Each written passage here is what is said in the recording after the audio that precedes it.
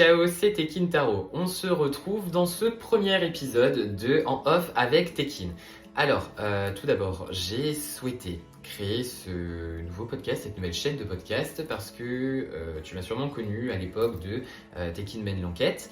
Donc voilà, un podcast durant lequel je mène l'enquête au départ avec ma meilleure amie, puis seule, puis avec d'autres invités par-ci par-là, sur des faits divers non élucidés. Aujourd'hui, j'avais envie plutôt de créer quelque chose de plus cocooning, de plus posé, de plus voilà, un peu comme une safe place dans laquelle on se retrouve, voilà, toi et moi, autour d'un café, autour d'un thé, autour d'un chocolat, autour de ce que tu veux. Et voilà, podcast pendant lequel on va ensemble partir dans cette aventure qui est la spiritualité. J'espère que je répondrai à tes questions. Si ça en soulève d'autres, n'hésite pas surtout à venir me contacter en privé, voilà, peu importe sur la plateforme sur laquelle tu me suis, voilà, que ce soit par mail, par Facebook, par Instagram, peu importe, il n'y a aucun problème. Voilà, pose tes questions, on est là pour répondre ensemble et j'espère que tout ça vous aidera à tous et toutes à progresser sur votre chemin. D'accord ? Alors, pour commencer, dans ce premier épisode, je vais commencer par me présenter. Parce que voilà, j'ai déjà parlé de certaines choses en fait durant mes lives, j'ai déjà parlé de certaines choses même dans le podcast de Tekin mène l'enquête, j'avais déjà parlé un petit peu de moi dans les épisodes. Mais là, c'est vrai qu'il va y avoir un épisode réellement consacré à qui est Tekin, d'accord ? Parce que Tekin, c'est bien, mais c'est qui ? Au fond, en réalité, on va dire dans la vie de tous les jours, Tekin s'appelle Kevin. D'accord, donc voilà, je suis un jeune homme de 31 ans, j'habite à côté d'Auxerre, dans le 89, dans Lyon, et j'ai mon cabinet pas très loin de là où j'habite en fait, et c'est à Vincelles plus précisément, voilà, que j'ai mon cabinet. Mon cabinet, je l'ai depuis le mois de mai 2024, d'accord ? J'ai commencé déjà tout petit, à savoir, j'ai grandi avec ma maman qui tirait les cartes, ma maman qui faisait des rêves prémonitoires, ma maman qui parlait avec mon grand-père paternel qui était décédé, mais voilà, c'est vrai qu'on savait quand elle rêvait de lui, voilà, enfin, elle interprétait ses messages, elle a toujours interprété les rêves, elle a toujours su quoi nous dire, elle a toujours senti les choses avant qu'elles ne se fassent, avant qu'on puisse les expérimenter. Et c'était quelque chose pour moi qui a été assez banal en fait.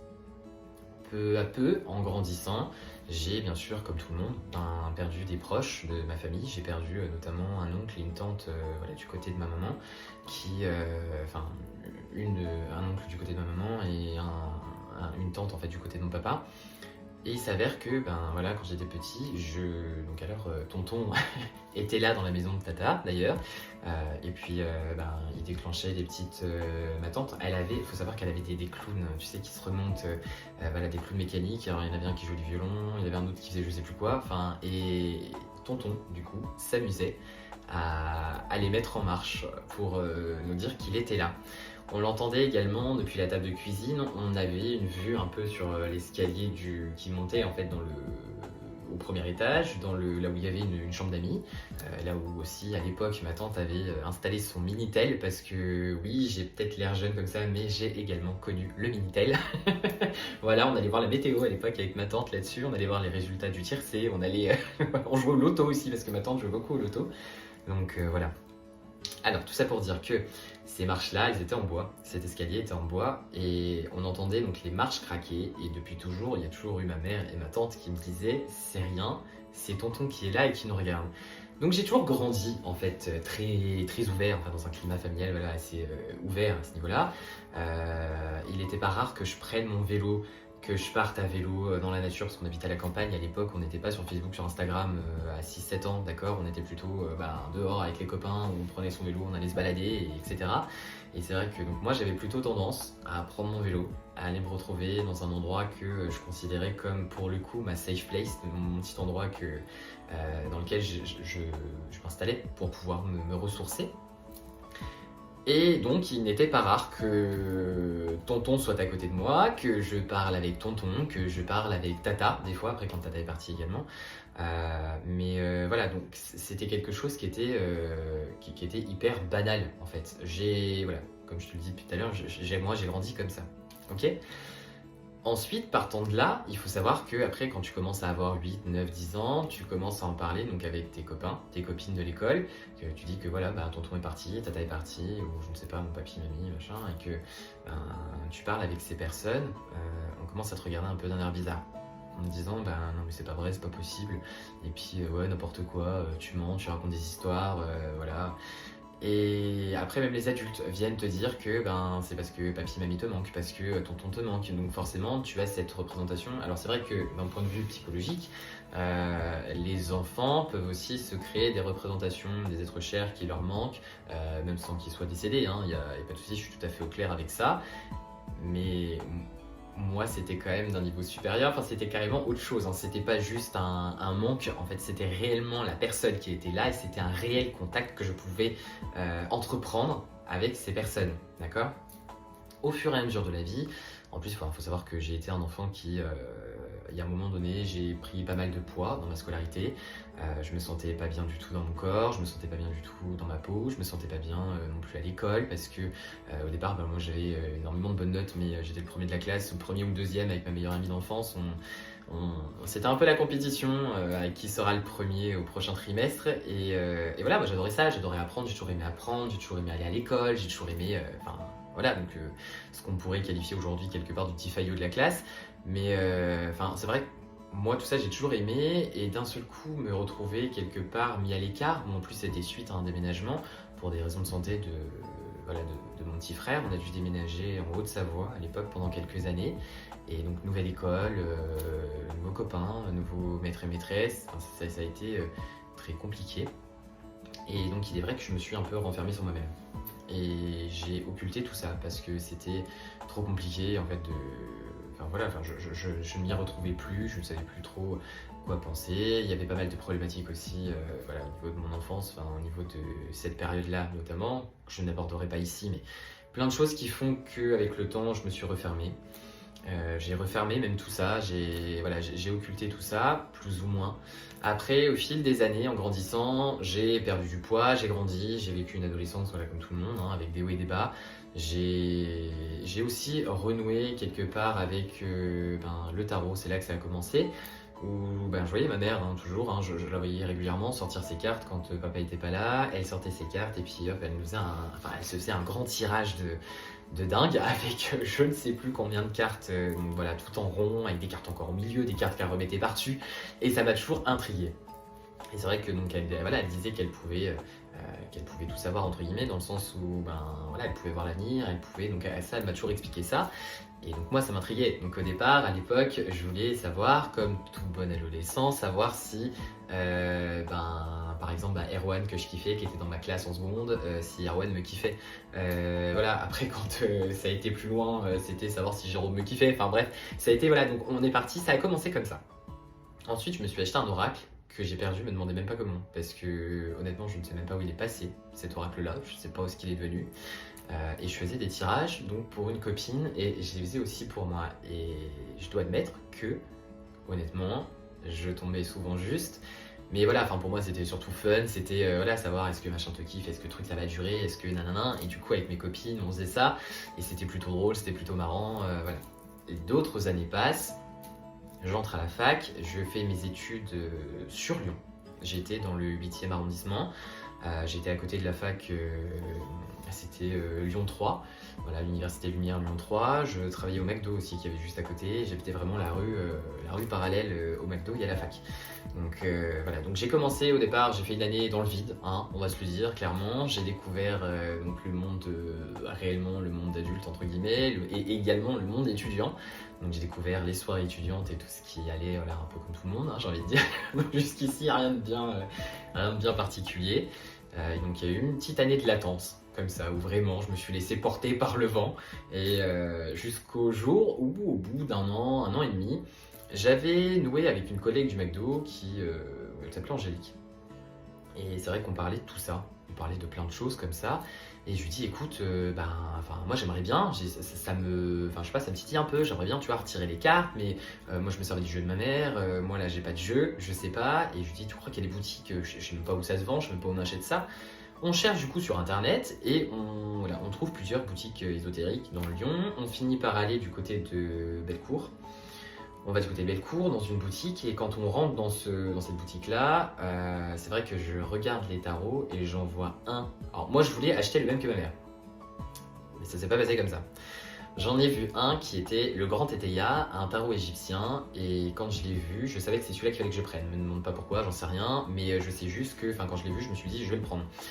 Et je le sais, c'est tout. Et en fait, je savais déjà qu'il fallait, quand c'était comme ça, te laisser porter par le truc, et si jamais il y avait quelque chose qui t'attirait, c'est que c'était pour toi qu'il fallait que tu le prennes, et il y avait quelque chose, du moins, à faire avec, même si c'était pas rester tout le long de ta vie avec le même jeu, avec ce jeu-là, ça va être ton jeu, et c'est ton jeu à vie, tu vois, un peu comme ton familier à vie, voilà, que tu peux retrouver avec les sorties Halliwell, tu vois. Là, voilà. Je prends ce tarot-là, je dis à ma pote, je dis bah écoute, franchement, j'en sais rien, je le prends, on verra. On arrive à la maison, donc on rentre chez moi, on va, donc à l'époque j'habitais un petit appart alors on va dire officieusement 20 mètres carrés, officiellement je pense qu'il devait en avoir que 15 habitables, je payais pratiquement 500 € de loyer, enfin bref on était dans Lyon, dans le 8e, ce qui est tout à fait normal j'ai envie de te dire, mais donc on se pose là dans ce petit, ce qui me servait de salon, salle à manger, chambre, voilà je fais un peu d'espace, on se met par terre, je ferme les volets, on se met dans une ambiance tamisée. Qu'est-ce qu'on a fait après? Je me suis même pris une bière, alors chose à pas faire normalement, enfin on boit pas quand on fait des soins, quand on fait des tirages, etc. Mais bon, j'étais encore jeune, j'étais encore naïf, j'étais encore, on va dire innocent si je peux le dire.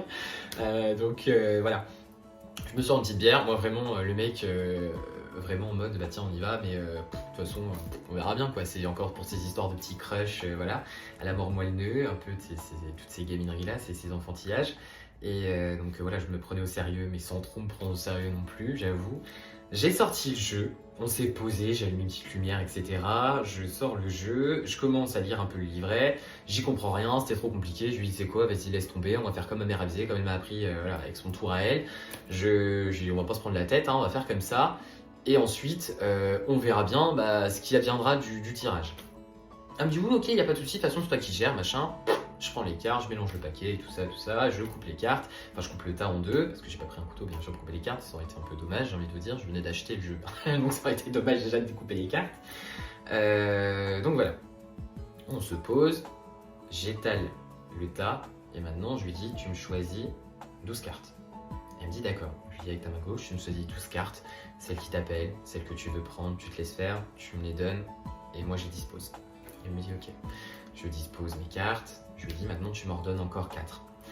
Elle m'ordonne 4, voilà, on pose les cartes, je les retourne, donc une à une, celles que j'avais disposées en cercle, je les retourne une à une, et là, ça me fait comme un film en fait, comme si j'avais même des souvenirs, comme si je vois tout passer devant moi.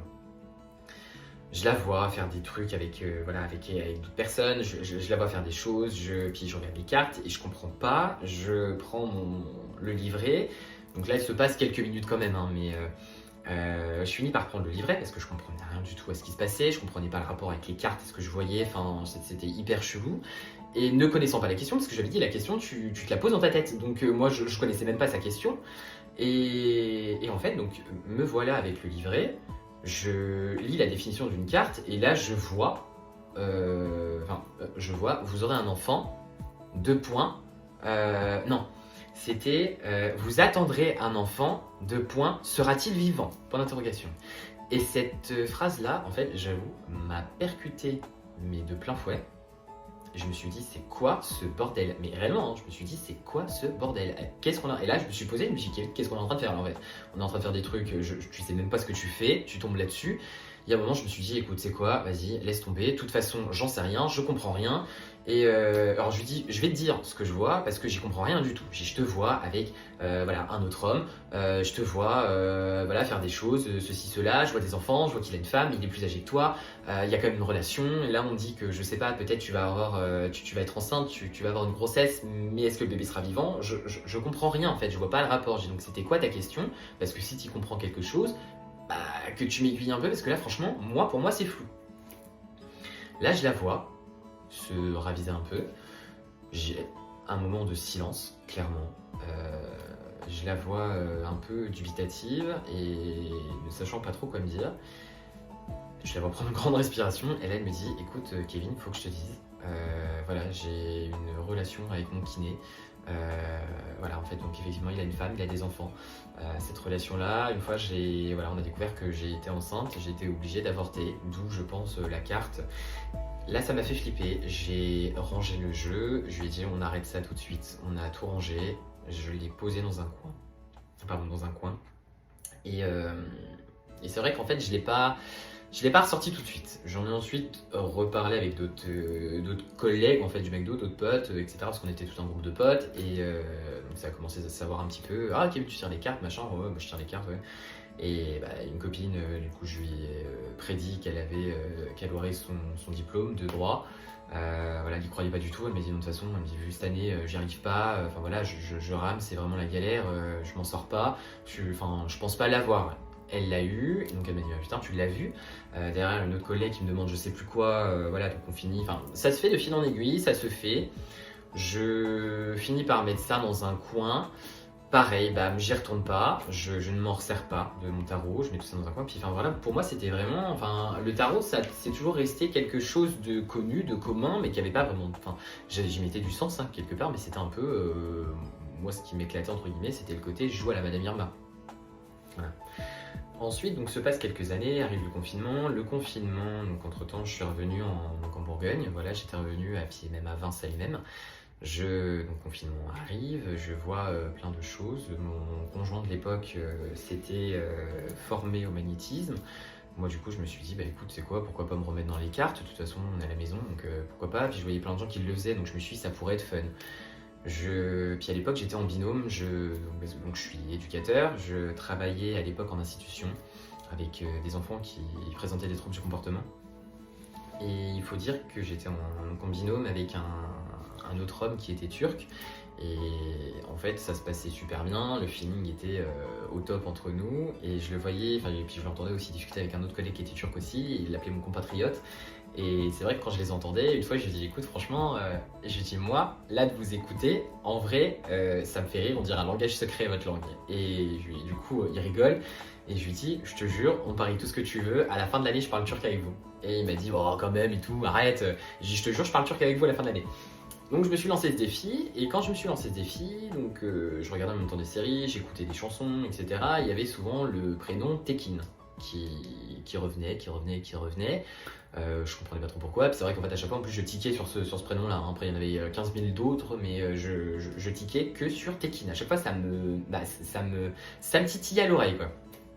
Je me dis écoute bah mince, je vais aller voir sur internet, je regarde donc Tekin, je regarde la signification pardon, du prénom.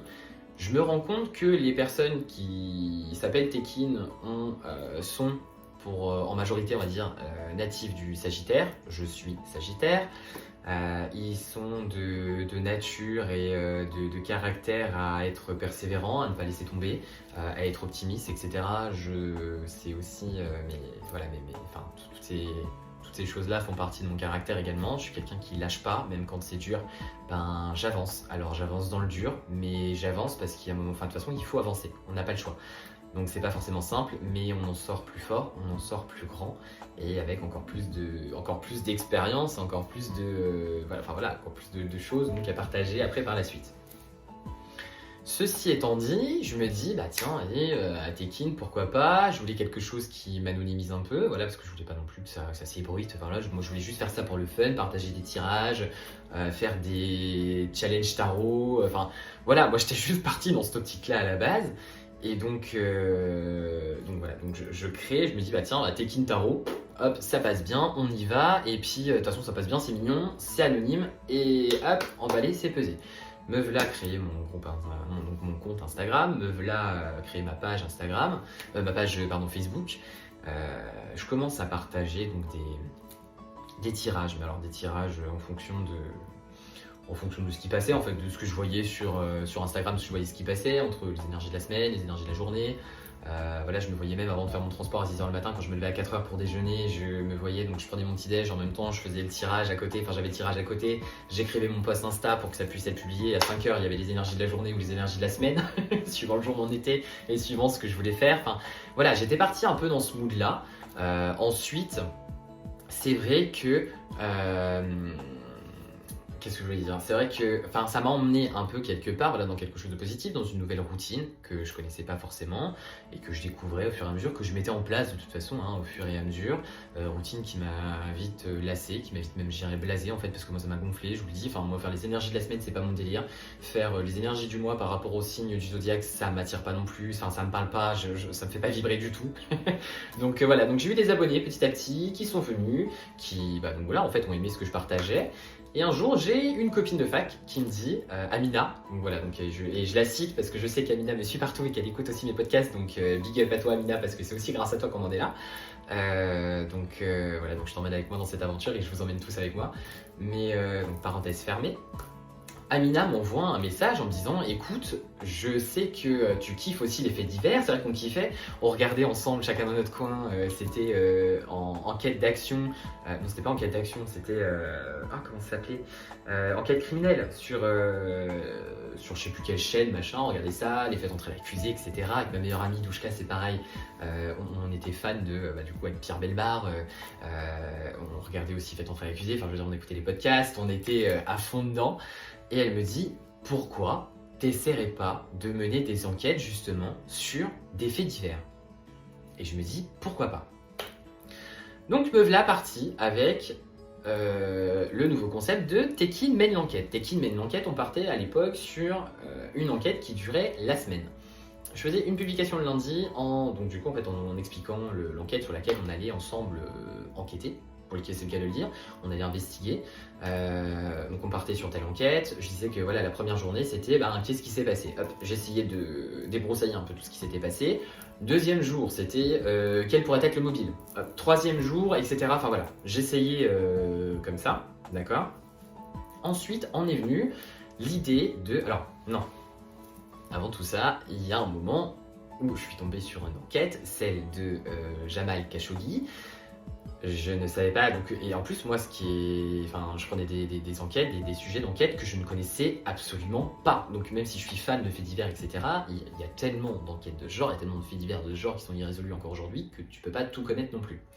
Et moi ce que j'aimais bien aussi c'est dans ce côté-là, c'était la neutralité. Au final dans le tirage, dans l'enquête, c'est comme quand je reçois quelqu'un en consultation, je ne veux pas connaître la question, je veux juste savoir pourquoi la personne est là, savoir si c'est une guidance, si c'est un soin, etc. C'est tout ce que je veux, juste on va dire le fil rouge.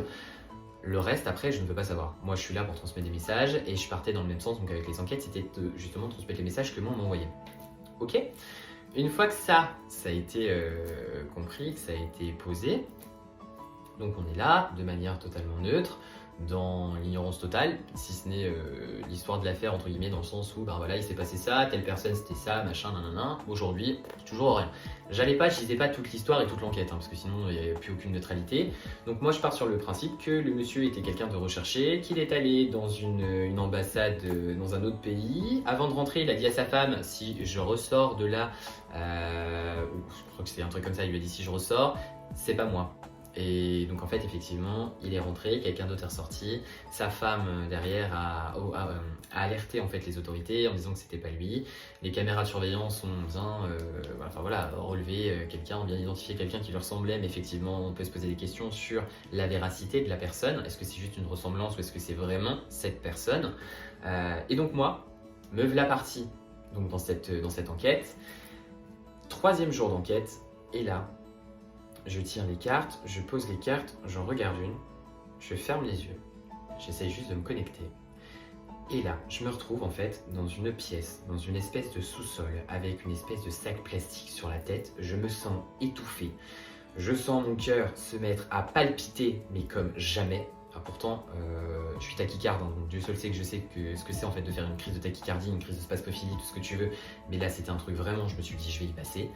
Je voyais du sang de partout, j'entendais hurler autour de moi et j'ai réussi en fait à m'extirper de cette vision en fait. Et à ce moment-là, j'ai posé les cartes, j'ai tout rassemblé, j'ai rangé le jeu et là j'ai dit j'arrête, je ne fais plus d'enquête, c'est terminé, c'est mort, non, je peux pas. C'est horrible, s'il faut que j'en arrive là, c'est pas possible. Donc voilà, gros coup de flip, gros coup d'angoisse aussi, j'ai pas su comment gérer, en même temps c'était la première fois que ça m'arrivait, donc comment gérer quelque chose qu'on ne connaît pas, c'est hyper compliqué. Et c'est vrai qu'en fait tout ça on t'en parle pas au départ, on te dit pas qu'il peut t'arriver des choses comme ça. On te parle de clairvoyance, de clairaudience, etc. Mais toi tu te penses, enfin voilà, tu te crois encore dans la série Charmed que tu regardais le samedi, enfin le vendredi soir, là, c'est la trilogie du samedi. Et en fait, où tu regardais ça, tu vois, avec Phoebe qui pose sa main sur quelqu'un, bam, t'as une vision, tu vois juste un truc, tu vois juste une bribe et tu te dis, oh, je sais, quelque chose va arriver. Mais en fait, frère, c'est pas du tout comme ça que ça se passe. Mais vraiment pas du tout. Parce que, donc après, il y a plusieurs niveaux. Donc ça, on en reparlera dans un autre épisode. Mais donc ce jour-là, en fait, j'ai eu donc la clairaudience, j'ai eu la clairvoyance parce que j'ai entendu des choses. J'ai aussi eu la clairsentience parce que j'ai ressenti des choses également. Et c'était horrible. En fait, quand tout arrive d'un coup pour la première fois, et vraiment pour la première fois, bam, tout d'un coup, genre tu sais, genre les guides étaient là en se disant, bah tiens, allez, tu sais quoi, Kevin, voilà, là, il est en train de faire le kéké, là, avec son petit Kintaro, il est bien mignon celui-là, mais là, il fait ses petites enquêtes, là, on va lui montrer un peu ce que c'est, hein, et boum, hop là, on va tout lui ouvrir d'un coup, et on va tout lui envoyer, puis on va voir comment il va encaisser. Bah, c'est sûr que pour encaisser, j'ai plutôt pas mal encaissé, hein, parce que j'ai tout arrêté pendant au moins un mois. Donc voilà, j'ai super bien encaissé, hein, ça a super bien marché, voilà. Il y a un moment, ça me taraudait quand même, je me suis dit, non mais faut s'y remettre. Voilà, je peux pas rester comme ça, c'est un peu comme une chute à cheval, il faut y aller. Voilà, là c'était un peu violent, maintenant je sais à quoi m'attendre, je suis préparé quelque part, j'ai eu un aperçu en fait déjà, donc on y va. Me revoilà, donc j'en parle avec ma meilleure amie, Douchka, je lui explique que j'ai une idée de podcast, j'aimerais bien lancer un podcast, pourquoi pas. En plus j'avais trouvé un truc hyper simple pour publier des épisodes de podcast, pour les enregistrer, on pouvait s'appeler, c'est enregistrer l'appel, c'est comme ça que ça a fonctionné au départ, on pouvait même mettre une bande son derrière en fond, on pouvait mettre un petit générique de début, un petit générique de fin, enfin voilà, c'est vraiment le truc, en 2 temps 3 mouvements, c'était bouclé, on avait juste à kiffer ce moment entre elle et moi, voilà quelque chose en plus qu'on partageait malgré la distance parce qu'elle est toujours à Lyon. Et c'est vrai que donc c'est quelque chose qu'on a mis en place, c'était un petit peu notre petit rituel aussi pour se retrouver. On se retrouvait un petit moment avant et après l'enquête, et ce petit moment qu'on partageait justement pendant l'enquête. Donc c'était plutôt, c'était même carrément génial. Après les choses ont fait que avec l'organisation de chacun, ça a été un peu plus compliqué de se retrouver sur les mêmes temps et d'enregistrer les podcasts. Moi c'est pareil, après il fallait aussi un matériel informatique mine de rien qui était assez performant, parce qu'après moi de mon téléphone je renvoyais ça sur l'ordi, et pour faire du montage audio, même si c'était pas un truc de dingue, il fallait quand même que je monte un peu parce qu'il y avait des fois où on se reprenait, des fois où on bégayait. Sur 1 heure d'enregistrement on n'en tirait que 20 minutes, j'avais même fait j'avais préparé un bêtisier. C'est pour te dire, donc voilà, bref, j'avais mis tous les bloopers que j'ai gardés, que j'ai encore. Donc, voilà, c'était tout un truc, quand même tout un travail derrière. Hein. C'était pas juste, on était là, on se calait, on s'appelait, elle me disait, bah voilà, écoute, moi j'arrive avec telle enquête, tu vas enquêter sur telle enquête, je t'accompagne, et puis bim bam boum, ça se fait de manière extrêmement miraculeuse, extrêmement magnifique. Ça fait pile poil 20 minutes d'enregistrement, 20 ou 30 minutes. Ça enregistre un épisode tout à fait parfait qu'on a juste à diffuser sur les ondes sans aucun problème, qui se diffuse sans aucun souci, sans aucun contretemps. Non, ça se passe pas comme ça. Voilà, pas du tout. Donc, c'est hyper énergivore, hyper chronophage. C'est tout ce que tu veux, mais c'est quand même un pur kiff, sinon je serais pas là à relancer un podcast et encore à te parler depuis pratiquement une demi-heure, ok? Donc voilà, donc nous voilà lancés dans cette aventure avec Douchka de Tekin mène l'enquête en version podcast. Je vois de plus en plus de choses, je sens de plus en plus de choses. On me dit et je dis de plus en plus de choses qui ne passent pas par mon conscient, on va dire, et que donc des choses qui sortent par ma bouche en étant totalement en fait ancré et en étant totalement connecté et totalement ouvert sur ce qui était autour, sur l'invisible et sur ce qu'on pouvait m'envoyer, me relayer comme information. Je retransmettais tout comme ça, comme ça me venait, hein, un peu comme Eddie Kaku dans son sketch, hein, quand il dit moi j'envoie les informations telles qu'elles arrivent. Voilà, pareil, hein, on réfléchit pas. Hein. De toute façon, si on réfléchit, c'est le mental. Si c'est le mental, c'est pas juste. Donc c'est pas bon et il faut recommencer.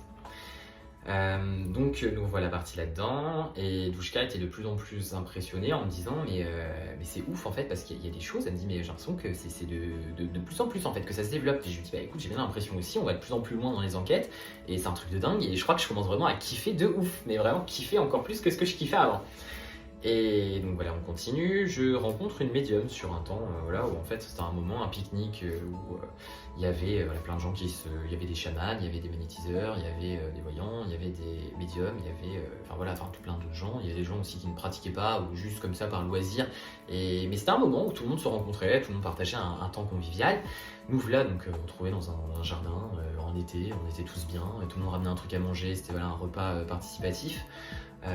Et on me dit, en fait, on n'a pas arrêté de me dire, tiens, faut que tu ailles voir telle personne elle est là, c'est médium, faut que tu y ailles. Et je ne sais combien de personnes, depuis la veille, on me disait, il faut que tu ailles voir cette personne, me demande pas pourquoi, faut que tu y ailles. Je me dis, ok. Bah, je vais voir la personne, on finit par se poser, elle me sort des trucs de dingue. Franchement, j'ai été sur le cul, mais réellement, hein. Elle m'a sorti des trucs mais que personne peut savoir, mis à part moi et mis à part mes proches. Donc, enfin voilà, c'était un truc. J'ai à aucun moment remis en doute tout ce qu'elle m'a dit, la véracité de toutes les informations qu'elle venait de me donner, de me transmettre. Et j'ai trouvé ça hyper bluffant. Et je me suis dit, waouh, mais c'est ça en fait que je veux faire. Et je me suis dit, j'aimerais bien en fait être comme ça. J'aimerais bien pouvoir justement me connecter à une personne quand on a besoin à un moment donné et lui retransmettre des messages, même si c'est pas ce qu'elle attend, parce qu'au final, moi, ce qu'elle m'a dit, c'était pas du tout ce que j'attendais. Hein, sur le moment, c'était pas du tout les réponses que j'attendais. Mais ça fait partie des choses que j'avais besoin d'entendre à ce moment-là et qui m'ont aidé à continuer au fil de mon cheminement et pour en arriver là où j'en suis aujourd'hui. Il s'avère donc que les années passent, je finis par me retrouver seul pendant environ 1 an et demi. Voilà, donc je remets tout ça de côté, j'arrête tout ça, je me dis de toute façon, enfin voilà, j'avais vraiment pas la tête à ça. J'ai essayé de me reconstruire, de me retrouver aussi, parce que c'est important après, parce que j'avais vécu une relation donc, de 10 ans, et il faut savoir que 10 ans, il y a un moment donné où on ne sait plus vivre seul, hein, et donc il faut réussir à se retrouver et réussir à se reconnecter à soi et à revivre seul. Je ressors petit à petit le tarot, je continue en fait de faire des trucs quand même de mon côté, voilà, quand je me sentais bien. Je faisais des choses, mais c'est vrai que, mis à part ma grand-mère maternelle, en fait, dont la médium justement que j'avais rencontrée m'a dit qu'elle était là, mis à part cette personne-là, je ne communiquais avec personne, entre guillemets, dans le sens où, enfin voilà, moi c'était vraiment ma référente, c'était mon pilier, et je m'accrochais à elle, quoi. J'avais une question, je lui demandais de m'envoyer, alors on marchait vachement avec les pigeons, on marche toujours avec les pigeons, mais et en fait, même il y a des fois où je ne voulais pas l'admettre, qu'elle m'envoyait un pigeon pour me répondre à ma question. Jusqu'au jour où elle m'a envoyé un pigeon qui est passé, mais littéralement, je dirais à 5 cm de mon visage. J'ai flippé, là je me suis dit par contre Kevin, à un moment donné il va falloir que tu que acceptes les choses et que tu te dises que ouais en fait ta grand-mère elle est là et puis elle te passe le message en fait, donc t'as beau ne pas vouloir, c'est là. Enfin pas vouloir entre guillemets dans le sens où c'était pas la réponse que j'attendais. Voilà, parce que bien sûr, si elle m'envoyait un pigeon, c'était, je sais plus ce que c'était, enfin, je sais plus ce que ça voulait dire, la signification de ce pigeon-là, mais je sais que c'était pas ce que j'attendais. Mais j'avais le pigeon, donc je me disais, non, j'attends l'autre réponse, moi. Mais non, c'était pas celle que tu attends. Donc après, c'est pareil, il faut aussi accepter que quand on pose des questions, quand on demande des choses à l'univers ou aux défunts ou aux guides, il faut aussi se dire que c'est comme dans la vie de tous les jours, la vie un peu plus matérielle, un peu plus, voilà, enfin, la vie plus habituelle que une personne lambda connaît, c'est que y a des fois, on doit recevoir des choses, on doit accueillir des réponses ou faire avec des choses qu'on ne voulait pas en fait, tu vois. Par exemple, je sais pas, tu vas te renseigner sur un truc pour une formation, tu dis tiens voilà j'aimerais bien faire telle formation, nanana, et en fait tu te rends compte que les critères d'entrée en formation, tu ne les respectes pas du tout et donc tu peux pas rentrer dans cette formation. C'était pas ce que tu voulais, c'était pas ce à quoi tu t'attendais, mais malheureusement t'es obligé de composer avec. Là c'est pareil, on t'envoie une réponse, c'était pas ce que tu voulais mais t'es quand même obligé de composer avec. Bref, passons. Donc je me reconnecte à tout ça, etc. Je refais donc je relance, un coup je mets en pause, un coup je relance le podcast comme de T'es qui mène l'enquête. On finit au fil du temps, donc je continue tous mes tirages, tout ça. Au fil du temps, on commence à me parler d'une dame, donc une guideuse dame, qui est du coin. Cette dame-là, je ne voulais pas la voir, je me disais non, ça me faisait peur, je me suis dit, guideuse dame, je me dis mais à quel moment on va parler à mon âme, tu vois, je me suis dit au départ, je me suis dit attends, on se connecte, je commençais à me dire ouais ok la nature, ok, parler aux arbres, ok, il n'y a pas de souci, maintenant tu vas me dire qu'il faut que j'aille voir une dame qui va parler avec mon âme. Je me dis, enfin voilà, ça fait peur quand même, on se dit mais on sait pas. Je finis donc, je fais tout pour l'éviter. cette dame-là revient, mais carrément face à moi. Hein. On se retrouve dans une soirée à discuter ensemble donc, de ce que je fais, de ce qu'elle fait. Et donc voilà, donc je lui explique et je lui dis carrément, je me suis même posé, je me suis dit mais qu'est-ce qu'elle me veut? Je me suis posé cette question. Donc ça l'a fait rire. Et donc voilà, donc on a commencé à apprendre à se connaître un petit peu, à échanger ensemble. Je finis pendant cette soirée par prendre rendez-vous avec elle pour une consultation qui avait lieu la semaine suivante. Consultation de laquelle je ne suis pas ressorti indemne, entre guillemets, positivement, hein, mais ça a été, comment dire, ça a été en fait quelque part une confirmation. C'est même pas quelque part, c'est sûr, ça a été une confirmation de tout ce que je pensais, de ce que je ressentais. Ça a été aussi un soulagement. Après la guidance, elle m'a fait un soin qui m'a libéré, mais je dirais même d'un quintal en fait. J'allais dire d'un poids, mais je dirais d'un quintal. Réellement, ça m'a fait un bien, mais fou. J'ai pleuré pendant 48 heures, tellement la vague de bien-être, de soulagement, d'amour, de tout ça, tout ce que j'ai reçu, en fait, c'était extrêmement fort et à quel point je me sentais vachement mieux et avec plein de force. Et derrière, c'est vrai qu'après, en reparlant avec d'autres personnes, quand je disais voilà ce qui m'était arrivé, ce que j'avais ressenti pendant cette consultation et même suite à cette consultation, voilà, il y a eu aussi, même là, en fait, une vague de... Enfin, même là, rien que d'en reparler, j'ai les larmes aux yeux, mais c'est vrai que une vague d'amour, en fait, d'un coup, une vague d'amour autant du visible, en fait, des proches, que de l'invisible aussi. Enfin, tu sens d'un coup que ta connexion est beaucoup plus fluide, que ta connexion est beaucoup plus claire avec ce qui se passe autour de toi, que que oui, t'es vraiment sur le bon chemin, que ce que tu fais c'est juste, que tu es juste dans ta pratique, que tu es juste dans ce que tu fais, et que faut juste y aller en fait. Il faut, il y a un moment donné, se sortir un peu les doigts du voilà, comme on dit, et puis prendre confiance en soi et on y va quoi. Il y a un moment, faut y aller. Donc voilà, je remercie cette personne qui se reconnaîtra si elle écoute si elle écoute cet épisode qui s'appelle Anna. Je remercie également ma douce lumière. J'en profite à faire quelques petites dédicaces. Qui écoutera aussi cet épisode, j'en suis sûr. Et donc voilà, merci pour ce soutien. Merci pour... et puis tous ces échanges aussi. Parce qu'en fait, j'ai envie de vous dire, une fois qu'on rentre dans ce monde-là de la spiritualité, c'est juste magique en fait. C'est magique. C'est plein de... Alors bien sûr, hein, il y a aussi du noir, il y a aussi du moins magique, il y a aussi plein de choses comme ça, comme dans tout, hein. Mais si on sait s'entourer des bonnes personnes et si on sait vraiment en fait rester lumineux et faire en sorte que de s'entourer des personnes qui vont que nourrir votre lumière tout en même temps que vous allez nourrir la vôtre, enfin la leur, ça va être un échange de dingue et ensemble en fait on illumine tous ensemble et c'est juste vraiment c'est magnifique. Donc voilà, donc je remercie Anna, c'était une petite aparté mais je remercie Anna, je remercie ma douce lumière donc voilà, qui se reconnaîtra également. Je remercie également toutes les autres personnes, les amis aussi que j'ai autour,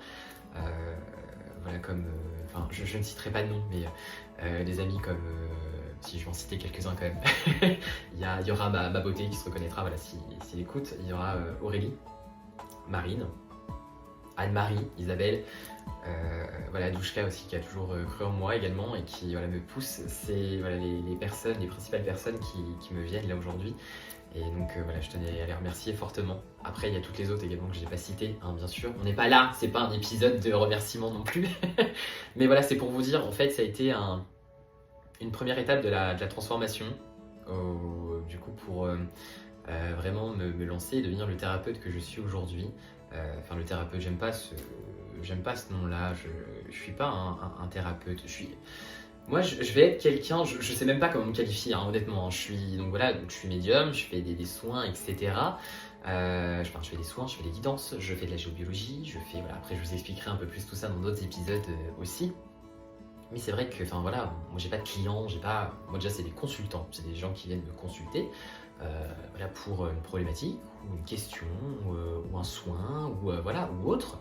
Donc moi déjà je les appelle les consultants, c'est pas des clients, c'est pas des patients, parce que les patients ça appartient aux médecins et je ne suis pas médecin et je n'ai pas le don d'ubiquité, je n'ai pas non plus le don de guérisseur, comment dire, de soignant, hein, de médecin, non, parce que je suis pas médecin, je suis pas soignant, je suis pas guérisseur, je suis pas, voilà, je suis en fait médium. J'aime beaucoup ce terme dans le sens où je l'utilise en tant que, donc du coup pour représenter en fait mes capacités médiumniques, donc dans le sens où je me connecte à l'invisible, je peux voilà mener des contacts défunts, je peux me connecter au guide, je peux voilà faire toutes sortes de choses. Mais à côté, un médium, c'est aussi un support. En fait, c'est un moyen, c'est un canal, d'accord? Mais un canal, une fois que le canal est là, une fois que le canal est ouvert et opérationnel, le canal peut faire tout un tas de choses. Et c'est comme ça que je me résume, c'est pour ça que j'aime bien mettre souvent médium et cartomancien, vous le retrouvez souvent, parce que cartomancien c'est aussi ma particularité, c'est mon petit truc à moi, voilà, la cartomancie, la tarologie, mais aussi le contact défunt. Mais à côté, bien sûr, il faut dealer un petit peu avec toutes les énergies qu'il y a autour. Et quand on fait ça, forcément, on touche un petit peu à de la géobiologie, même des fois sans le savoir, hein, on touche un petit peu aux soins énergétiques, on touche voilà, à tout ça. Et donc, enfin voilà. Bref, donc c'est pour ça que médium, je trouve que c'est le terme réellement qui me représenterait le mieux et qui en fait résumerait au mieux ce que je fais dans ma pratique. Donc voilà, du coup je pense avoir fait le tour déjà dans ce premier épisode. On est parti de Kevin tout petit à Kevin aujourd'hui, qui est aussi Tekin, voilà, qui sont deux personnes tout à fait, enfin, ce sont les mêmes, hein. Voilà, simplement, il y en a une, c'est un peu ma facette professionnelle, entre guillemets, voilà, mon nom de, comment dire, mon nom professionnel, en fait, mon nom de médium, hein, voilà, c'est ça. Et à côté, il y a Kevin. Bien sûr, les deux sont pas indissociables, ils sont ensemble, hein, ils sont fusionnés, c'est la même personne, hein, c'est la seule et même personne. Donc voilà, il faut faire avec au quotidien. Écoute, je vais te laisser, ça fait déjà 40 minutes que je te parle de moi. J'espère que tout ça aura été un petit peu plus clair si tu te demandes voilà, au niveau de mon parcours, savoir comment j'en suis arrivé là, où j'en suis aujourd'hui, ce que je fais dans les grandes lignes. J'espère également que voilà, les autres épisodes te parleront. J'ai pour projet de faire un épisode où je te parlerai des guidances, un épisode où je te parlerai des soins, un épisode où je te parlerai de la géobiologie, un autre épisode où je te parlerai des contacts défunts, voilà, après, et d'autres où également pendant ces épisodes-là, je vais en même temps répondre aux questions qu'on me pose souvent. Donc voilà, j'espère que ce petit moment cocooning t'aura plu et je te donne rendez-vous au prochain épisode pour d'autres histoires, d'autres partages, d'autres réponses à des questions que tu peux sûrement te poser. Et donc voilà, prends soin de toi, c'est important. Prends soin de toi, prends soin des personnes qui te sont chères. Et surtout, moi je mets un mot d'ordre, en fait mon objectif c'est vraiment de briller.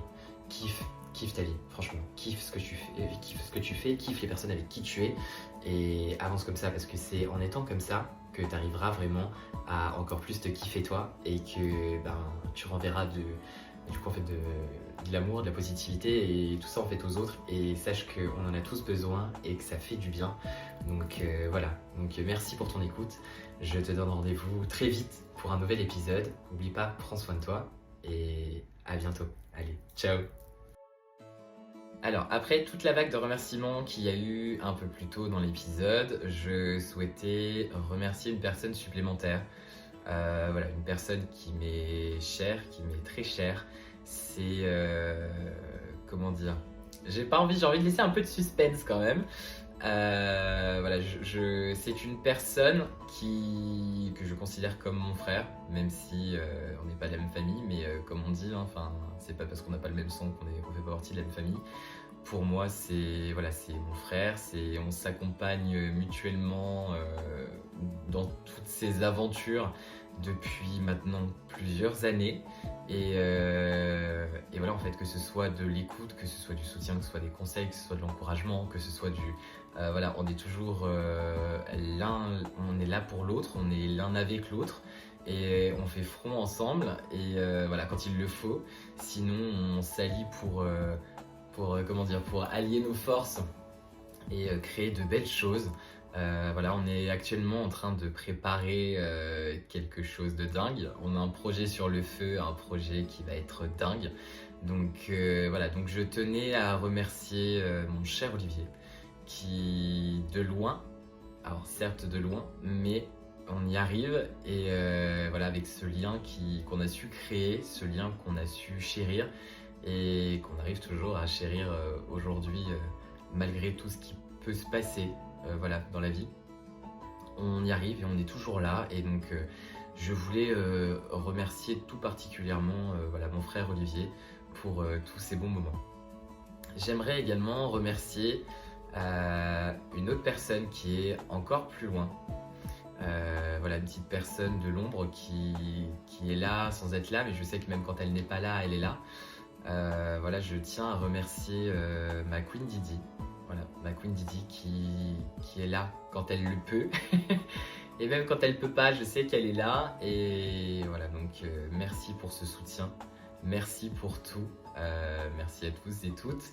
Donc vous l'aurez compris, Tekin Taro, c'est avant tout Kevin. Kevin qui est un petit homme très sensible, très émotif et qui envoie plein d'amour, mais qui reçoit aussi énormément d'amour.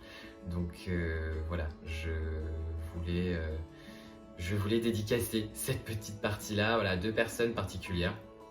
Et voilà, pour permettre de passer quelques remerciements, même si je sais que ça ne fait pas tout, genre je leur dis, et ils le savent que ce sont des personnes importantes pour moi, mais je pense que c'est important de le rappeler et c'est important de le dire, voilà, surtout dans des moments comme ça qui sont tout à fait appropriés et c'est le moment. Donc merci à toutes et tous et merci pour tout. Merci pour votre écoute, merci pour votre soutien, merci pour votre force, merci pour votre amour, merci... Voilà, merci encore. De la gratitude et de la gratitude et de la gratitude. Sur ces belles paroles, je vous laisse vraiment, voilà, à la fin de ce premier épisode en off avec Tekin. J'espère que ça vous aura plu. Je vous donne rendez-vous au prochain épisode et surtout, mais surtout, je le dis peut-être pas assez, mais surtout, prenez soin de vous. Voilà, parce que c'est très important. Prenez soin de vous. Je vous dis à très vite. Et je vous envoie plein de kiff et plein de love et plein d'amour. Allez, ciao tout le monde.